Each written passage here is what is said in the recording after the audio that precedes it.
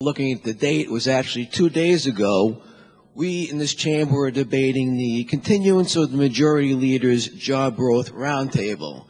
And more specifically, I got up and commented on the manufacturing reinvestment account because I had spoken about how I met with a small manufacturing association and they were very, very thrilled with this. I got to tell you, I was on a high.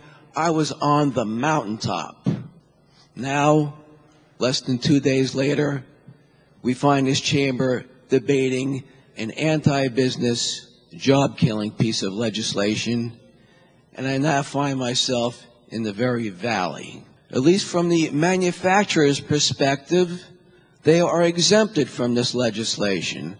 I start to climb out of the valley, but then again, I look at the legislation itself, and I see that many of the jobs within the manufacturing business would in fact fall within the service employees, the janitors, the building cleaners, the receptionists, the computer operators, secretaries, etc., etc.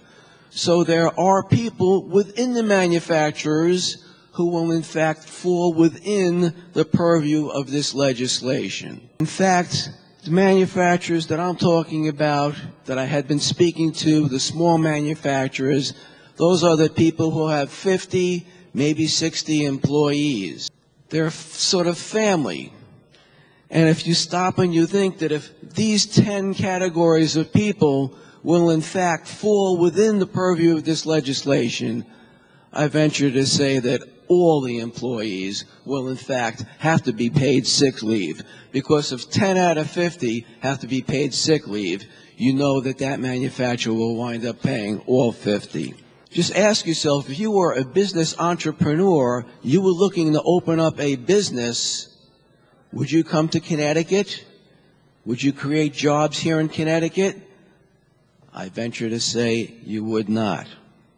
So I cannot support this legislation, again, looking at it from the perspective, putting a face on those small manufacturers.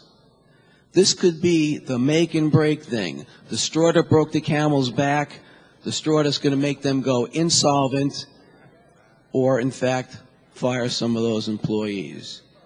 Thank you, Mr. Speaker.